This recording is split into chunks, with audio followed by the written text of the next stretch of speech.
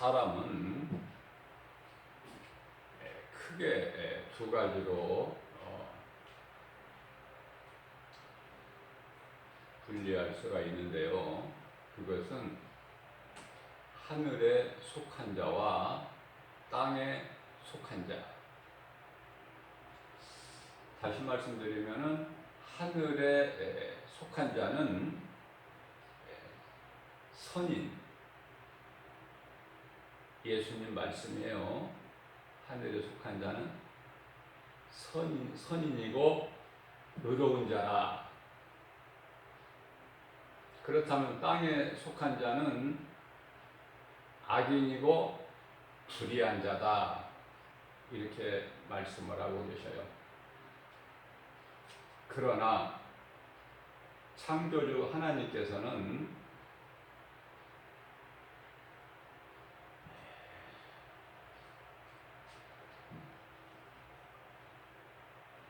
선인에게만 하늘에서 빛과 비를 내려주시는 것이 아니라 모든 자에게 내려주신다고 마태복음 5장 45절에서 말씀하고 있죠. 모든 사람에게. 하나님께서는 목적이 심판이 아니에요. 하나님 마음을 잘 알아야 돼. 하나님 뜻을.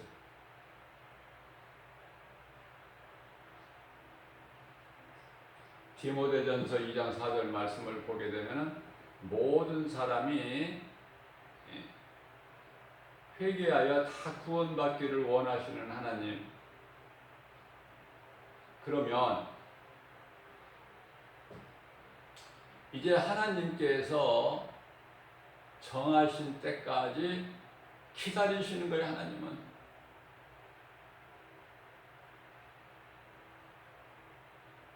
아버지를 떠나 죄 가운데 있는 탕자가 돌아올 때까지 기다리신다. 하나님께서는. 오늘도 기다리셔요. 그렇기 때문에 하루하루가 얼마만큼 소중한지를 몰라요. 가치 있게 살아야 돼요. 세월을 낭비하지 말고 이제 때가 가까이 왔으니까. 예수님께서 마가복음 1장 15절에서 말씀하시기를 때가 찼고 때가 찼으니 너희가 회개하고 복음을 믿으라. 그 말씀을 하셨고요. 그리고 나서 우리 인간의 시간으로 2000년 세월이 지났어요. 이제 정말로 예수님 오실 때가 됐다. 예수님이 오실 때가 됐고 그 징조가 나타나는데도 아직도 깨달지를 못해요.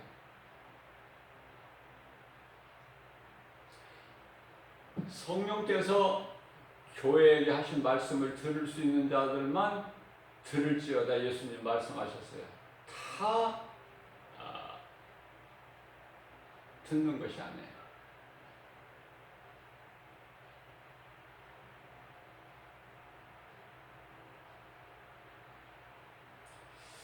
이와 같이 모든 사람에게 하나님께서 은혜를 베풀어 주신 것은 깨달으라. 하나님을 알라고.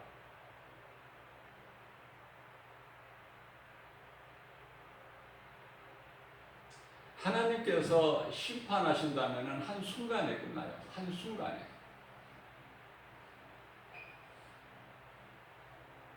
애굽 땅에 10가지 재앙을 하나님께서 내리셨을 때 이스라엘 땅에는 평안함,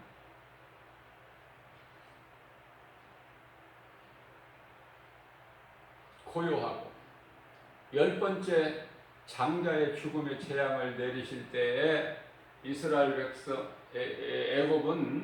애굽 사람들은 바로 왕의 아들도 죽는 뿐만 아니라 사람뿐만이 아니라 짐승의 처음 것도 죽는 이러한 심판 앞에, 하나님의 진노 앞에 이스라엘 백성들은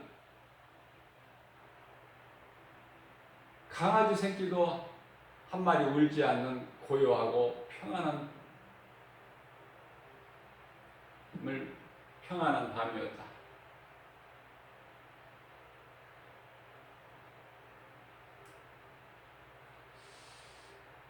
일찍이 하나님께서는 가인에게도 복을 주셨고,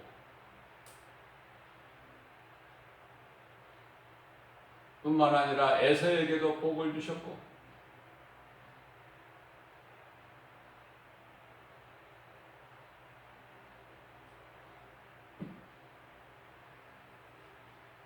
약속의 씨가 아닌 사람의 생각으로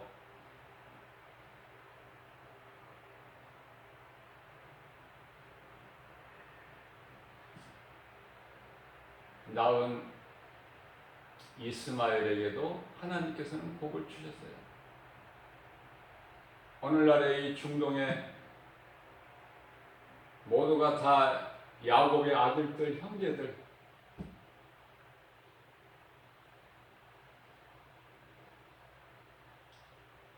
다 형제들 국가예요. 형제들의 싸움이고,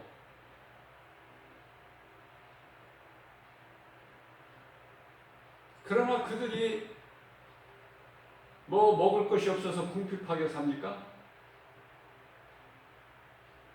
내놓으라 할 만큼, 자랑할 만큼 부유하게 살죠.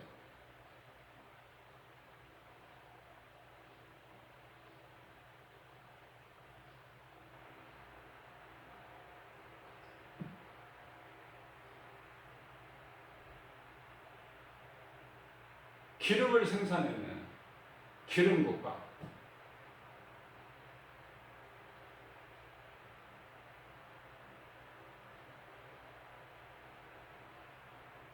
그러나 이와 같이 은혜를 베푸실지라도 여전히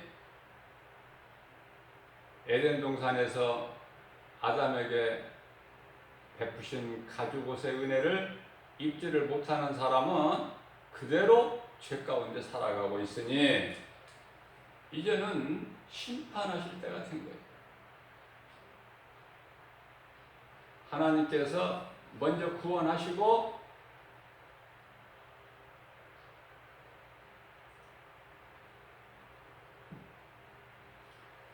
하나님의 은혜로 예수 그리스도를 통해서 구원받은 백성들은 구원하시고, 구원받지 못한 그대로 예수님과는 상관이 없이 그대로 죄인으로 살아가는 사람들은 다 심판을 하시니 이제 그 때가 됐다고 말이에요.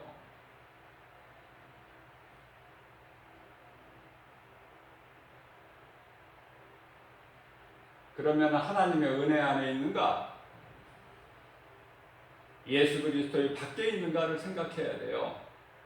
개인이나 가정이나 국가나 어느 단체나, 그죠?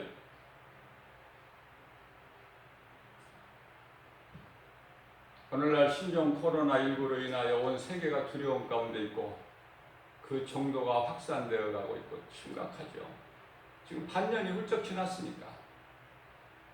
그래도 언제 끝이 날지 아는 사람이 없으니 오직 하나님 한 분만이 아신다. 그러니까 우리는 하나님만 의지하고 하나님만 바라봐야 돼요. 해결할 수 있는 사람은 없어요. 오직 하나님 한 분, 해결자 되시는 예수 그리스도. 치료제 백신을 개발한다고 해서 문제가 끝나는 것이 아니에요. 그건 어리석은 생각이에요. 하나님께서 해결해 주시지 않으시면 그 문제가 해결되는 게 아니다.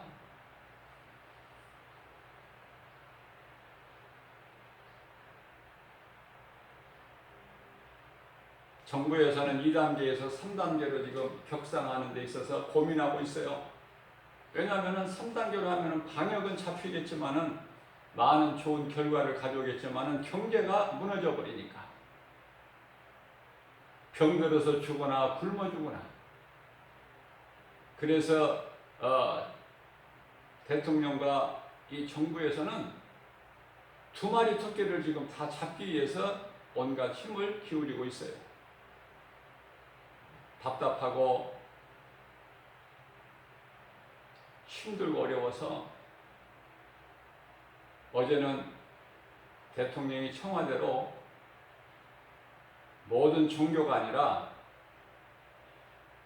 많은 종교 가운데 기독교만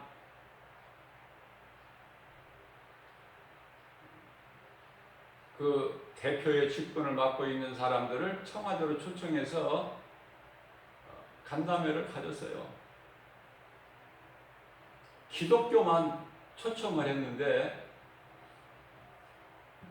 한 10명이 넘은 것 같아요. 회담 장소를 보니까. 왜 기독교 안에 그렇게 또 이렇게 여러 교단으로 또 나누어져 있는지. 그런데요, 어제 그 장소가, 간담회 하는 장소가 아주 싸늘했었어요. 그것은 왜 그러냐면은 어느 교단 총회장이라는 목사가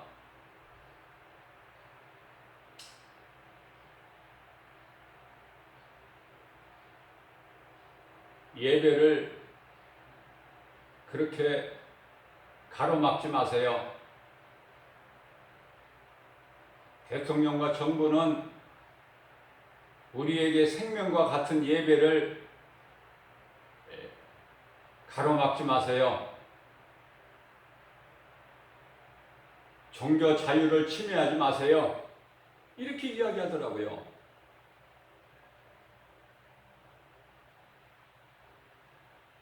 아니, 언제 예배를 드리지 못하게 종교 자유를 침해했느냐고요, 대통령과 정부가. 네? 언제 예배 못 드리겠어요?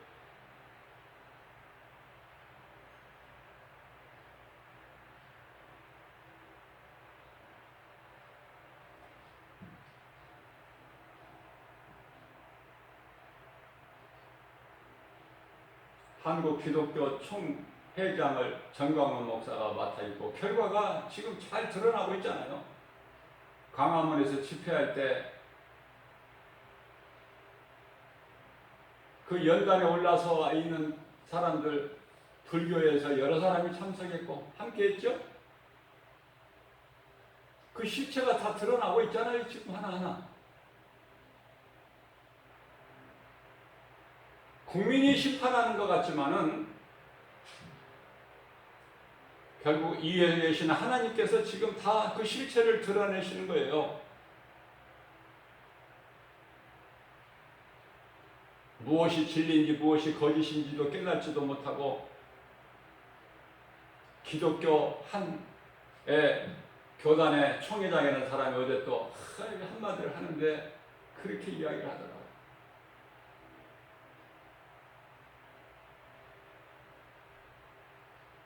저는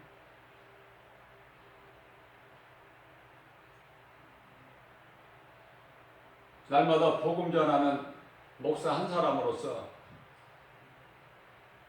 그 뉴스를 접할 때 정말 안타깝고 어찌 다 전부 이렇게 하나같이 생각이 병들어 있고 잘못되고 있는가? 왜 이렇게 성경에서 떠나 비성경적인가? 우리 예배는 생명과 같은 거니까 이것을 가로막지 마세요. 죽으면 죽을지라도 우리는 이 길을 갑니다. 자, 어떻게 보면은요, 맞는 말 같아. 어떻게 보면은, 야, 믿음이 좋다. 야, 대단하다. 그러나 하나님 말씀을 모르는 사람들은 그렇게 생각할 수 있을지라도 하나님 말씀 중심으로 보게 되면 전혀 틀린 말이에요. 언제 대통령과 정부가 예배를 못 드리겠느냐 그 말이에요. 예배 드리면은 처벌한다고 그랬나요? 복음 전하지 못하겠나요? 현장 예배 지금 코로나로 인해서 심각하니까 피해자가 늘어나니까 교회에 모여서 많은 사람들이 모이게 되니까 당부를 하는 거예요. 온라인 예배로 좀 드려 주시라고. 대통령이 낮은 자세로. 그래서 초청해가지고 그런 간담회를 갔는데 그 간담회 목적과는 전혀 다르게 딴소리를 내니까 대통령이 한마디 했어요. 뭐라고 했습니까? 대통령을 욕을 해서 기쁘다면은 대통령을 욕을 해서 기쁘다면은 그거 좋은 일입니다. 이야, 나는 정말 거기서 감동받았어요. 대통령이 얼마든지 마음이 상하고 불쾌할 수 있는 상황에서도 감정을 드러내지 않고 그렇게 마음을 표현한다는 것은 참 나는 감동받았어요. 대통령을 욕을 해서 마음이 기뻐진다면 그거 잘한 일입니다.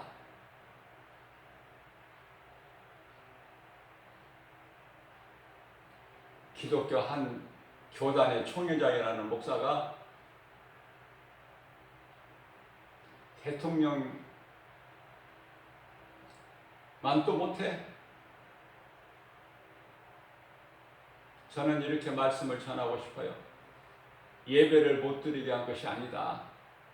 당분간만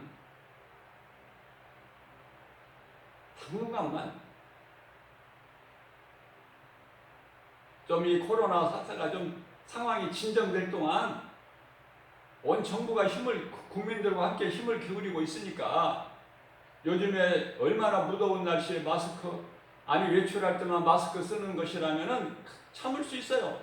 그러나 산업 현장에서 마스크를 끼고 일을 해야 되는 근로자들 생각해 보세요. 얼마나 힘들겠어요.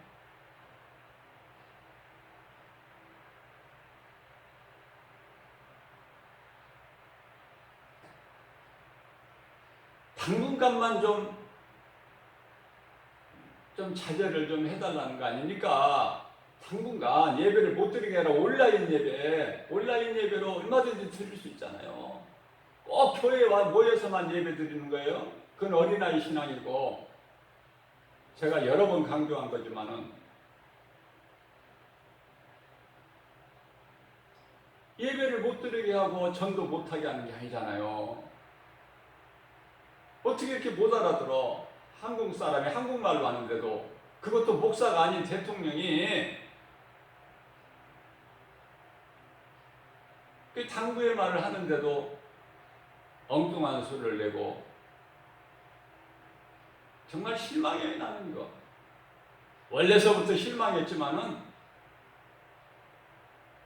총회장이라는 사람이 그렇게밖에 말을 할 수밖에 없으니 그 속에 있는 많은 사람들이 어떻겠어요? 믿음이 잘못되어 가고 있다. 회개해야 된다. 저는 이 말씀을 덧붙여서 디모데전서 2장 2절 말씀 한 구절만 좀 바르게 알아도 절대 이런 말은 할 수가 없는 거예요. 디모데전서 2장 2절 말씀을 보게 되면은 대통령과 그 관료들이죠. 고위 관료들, 대통령 보좌하는 반려들을 위해서, 이정자들을 위해서 기도하라. 왜냐하면 나라가 평안해야 너희가 평안한 신앙생활을 할 수 있기 때문에. 우리가 나라도 빼앗겨 받고 6.25 전쟁도 다 겪어봤잖아요. 나라야 어떻게 되든 우리는 예배만, 교회에 모여서 예배만 드려야 된다. 예배를 드리는데 교회에만 모여야 된다.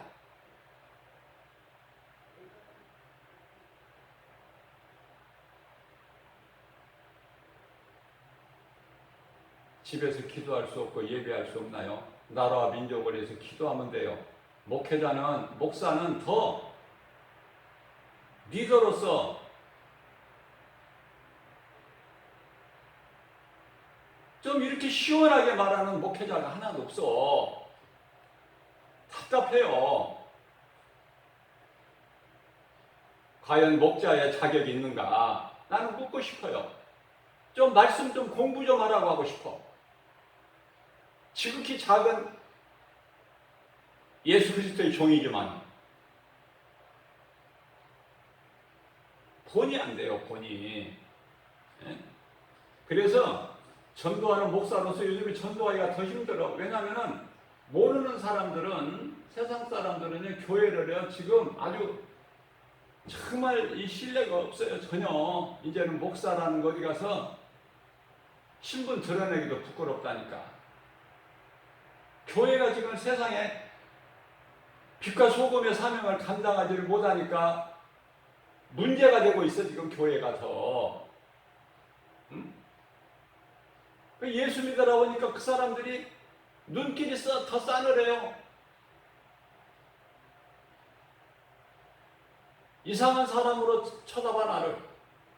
예수 믿으라고 하면 거기까지 왔다. 오늘 상황이 현실이다. 지도자들이 잘못되어 있기 때문에 신앙이 해결할 것밖에 없어.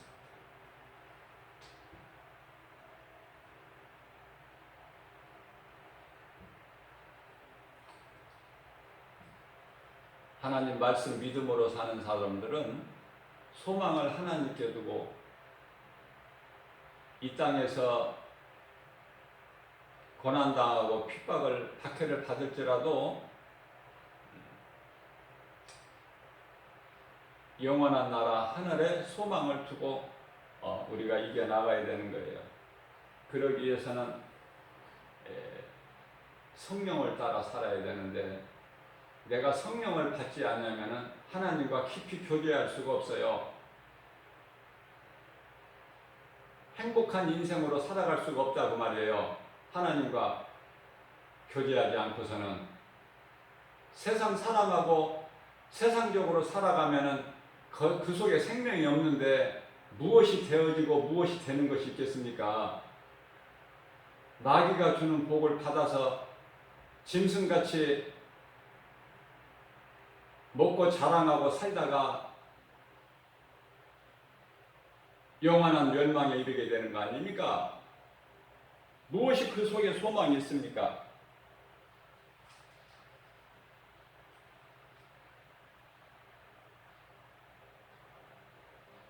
나라를 소중하게 생각해야 돼요.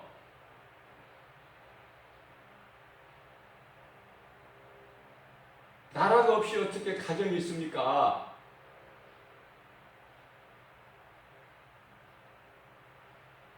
나라가 평안해야 가정이 평안하잖아요.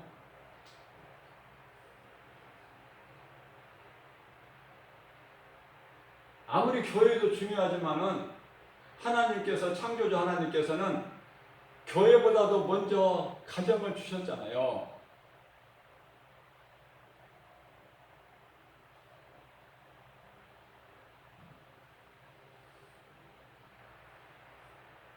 예수님께서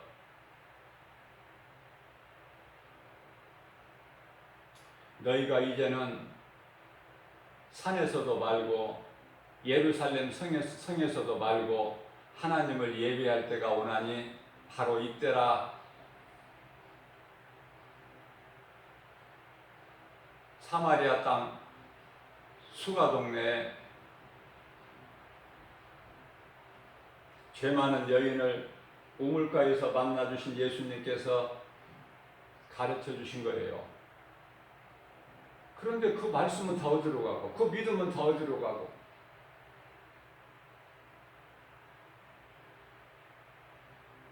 교회에서만 모여야지 예배다. 예배가 생명보다 귀한 거, 생명 같은 것은 맞아요. 그러나 교회에서만 모여야 예배가 된다. 잘못된 것이죠. 그건 성경적이 아니죠. 그건 하나님보다도 더, 예수님보다 더 높은 사람하는 소리야. 예수님은 믿는 자 마음속에 있는 거예요. 사람의 손으로 지은 건물 안에 계시는 것이 아니라 교회는 예배당으로 믿는 자들이 함께 예배하는 예배 공동체로 예배당이죠? 예배당. 그러나 우리 믿는 자 우리 몸이 성전이잖아요. 성령이 들어와 계시면은 성전이야 그 사람 몸이. 그러면 어디에서나 성전 삼고 예배하면 되는 거예요. 예배 드리면 예수님의 말씀이고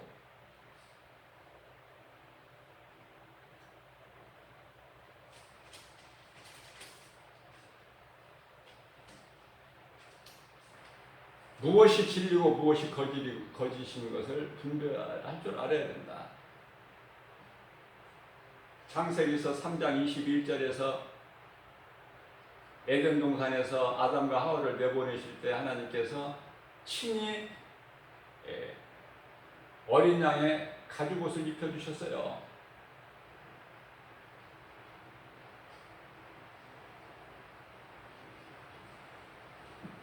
그리고 예수님께서 친히 오셨죠? 하나님의 어린 양으로 오셔서 우리의 죄로 이미 십자가에 달리셨으니 그분이 곧 예수 그리스도 아니십니까? 그러면 이제 예수 그리스도 은혜 안에서 우리는 의롭다함을 얻은 자들이에요. 예수 그리스도 안에서 피의 공로를 의지할 때, 진리를 믿을 때, 진리를 아는 자들은 모든 죄에서 자유함을 얻는 거예요. 그것은 십자가에서 예수 그리스도께서 십자가에 달리심으로 흘려주신 피로 사탄의 권세를 깨뜨리시고 우리를 묶고 있는 흑암의 결박을 끊어주셨기 때문에 우리는 자유하게 된 거예요.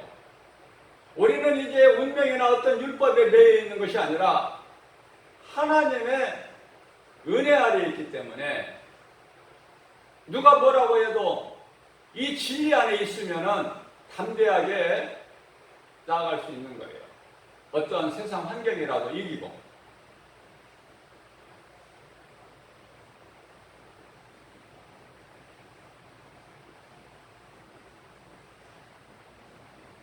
로마서 5장 14절 말씀을 보면은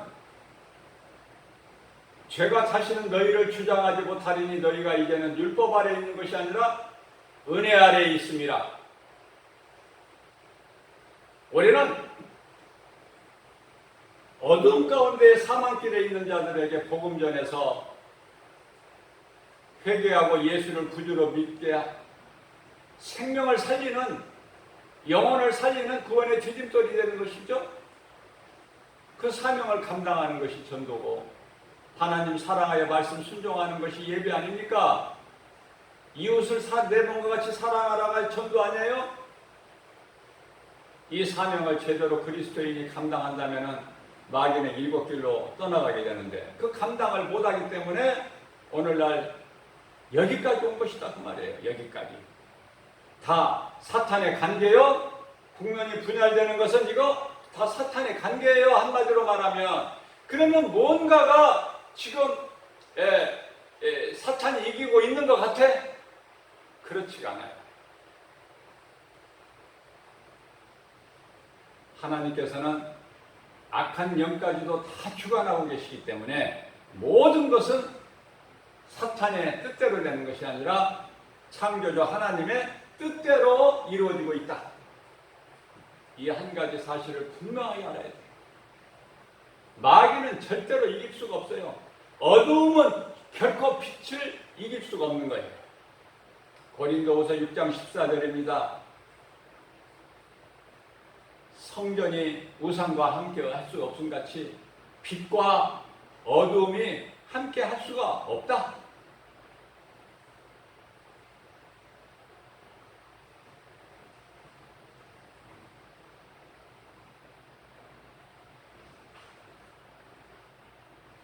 불교나 교회 예배 이 모임을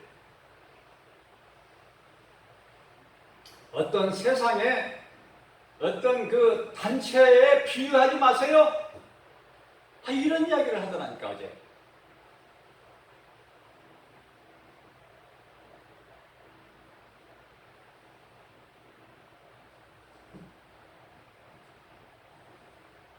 세상 업소는 다 문을 닫게 해도 불교나 이런 교회나 이런 종교단체에는 그 똑같이 취급하지 마세요. 그렇게 이야기하더라니까. 내가 들은 바로는 그래요.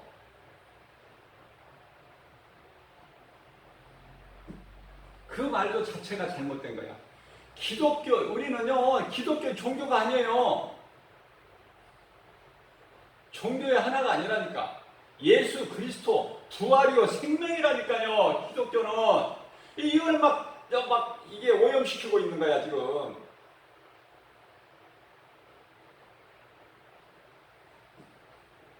십자가를 지고 가는 그리스도의 희생이 2000년 전에 우리에게 성육신하신 성탄이다. 언제 오셨느냐가 중요한 것이 아니라 오셨다는 거. 그래서 우리의 죄와 허물로 십자가에 달리시고 피 흘려주셔서 그 보혈로 우리 죄와 허물을 깨끗하게 하시고 우리를 의롭다가 하시고 사탄의 권세를 박살내시고 우리를 붙고 있는 흑암의 결박을 끊어주셨다. 이제 우리를 자유케 하셨다. 갈라디아서 5장 1절 내가 너희를 자유케 했으니 너희는 다시는 종의 멍에를 매지 말라. 이게 진리 아닙니까? 어디에서나 언제나 누구 앞에서라도 담대하게 하나님 말씀 붙잡고 선포할 수가 있어야 되잖아요. 그리스도인이라면 스데반 집사같이. 스데반 집사가 목사입니까? 직분이 중요한 것이 아니라 직분에 걸맞는 합당한 열매를 맺을 수가 있어야 된다. 예수님은 제자들의 발을 씻겨주셨어요. 서로 사랑하고 용서하라고 말씀하셨습니다. 우리를 구원하시려고 죄의 몸으로 오셔서 저주의 율법 아래에 십자가에 달리셨어요. 그것은 우리를 대속하시고 사망에 있는 우리를 속량하셔서 생명길로 옮겨주시기 위해서 사탄을 다 깨트리시고 무장해제 시키시고, 자, 그래서 하나님의 기뻐하신 뜻을 요한복음 19장 30절에서 내가 다 이루었다. 우리 예수님 말씀하셨잖아요. 그리고 숨을 거두시고 영원히 떠나시니라. 우리가 사는 것은 오직 하나님의 은혜예요. 인생은 내일 일을 알 수가 없어. 아니, 잠시 후의 일도 알지를 못해요.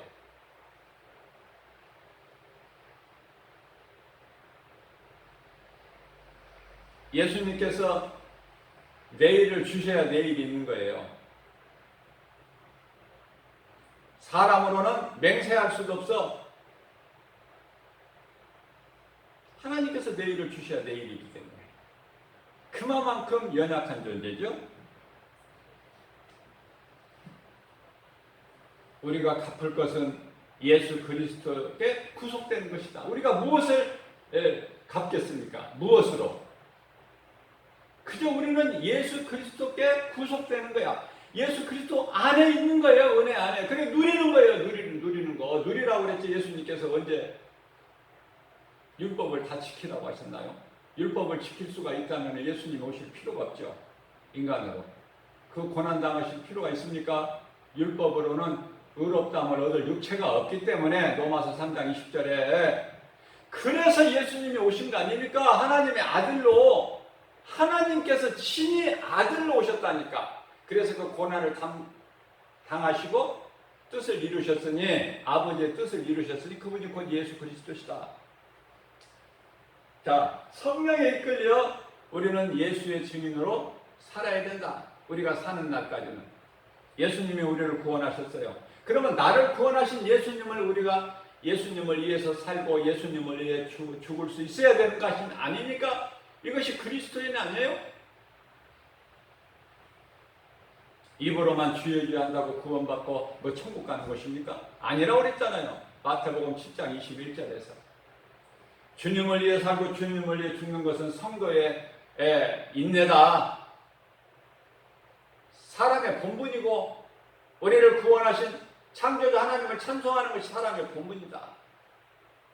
성경 여러 곳에서 말씀하고 있어요. 우리가 어떻게 성경을 다 알 수 있습니까? 무지한 인생이.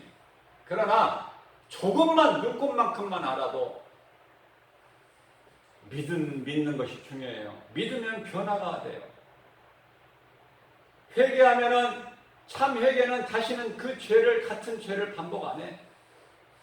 회개하고 또 죄범하고 회개하고 또 같은 죄 반복하는 것은 그건 믿음 아니죠? 가늠하다가 현장에서 붙잡혀온 여인에게 예수님께서 다 무리들을 떠나게 하시고 정죄 못하게 하시고 예수님도 나도 너를 정죄하지 아니하노니 가서 다시는 이와 같은 죄를 범하지 말라 하셨잖아요.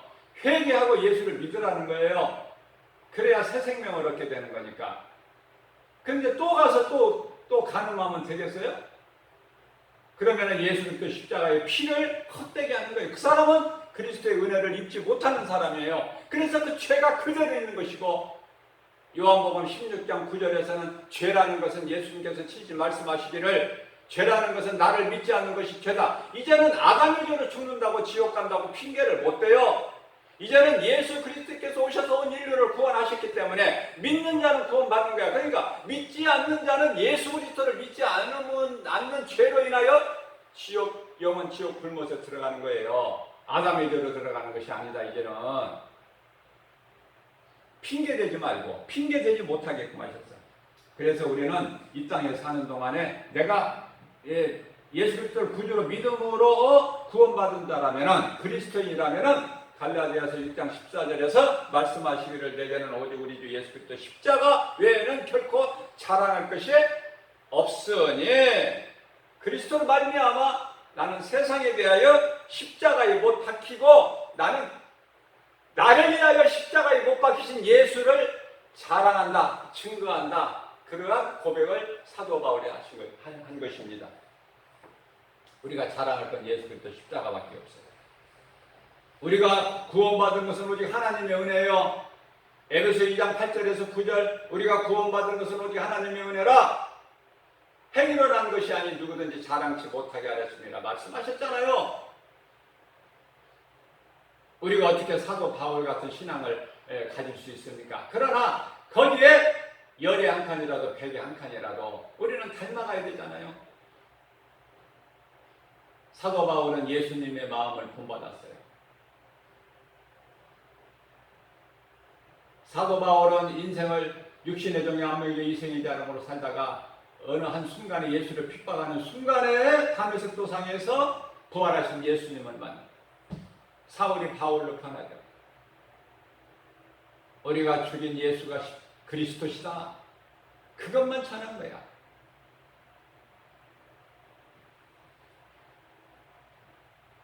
구원은 믿음으로 받지만 그 믿음을 하나님께서 주신 거예요.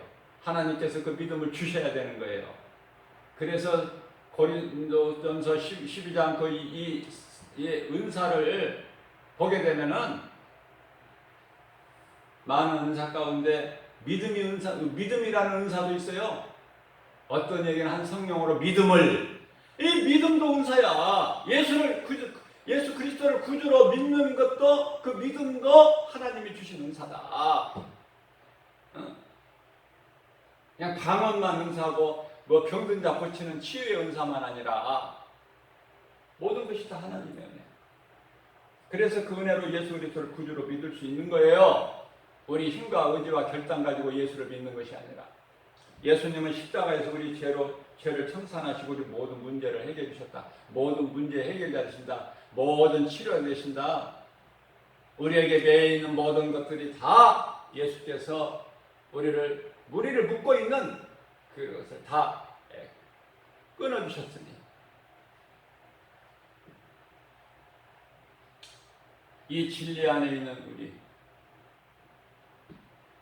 오늘 또 이 믿음 가지고 겨자씨 많은 믿음일지라도 우리 예수님 기뻐하시니까 이 말씀의 능력으로 눈에 보이는 여러 가지 더러운 어두운 이 세상 환경을 이기고 나아가는 하나님께 영광과 기쁨이 되고 주님께 인정받고 칭찬받는, 주님이 주시는 믿는 자에게 주시는 복과 평안을 받아들이는 저와 여러분들 되시기를 주님의 이름으로 축복합니다.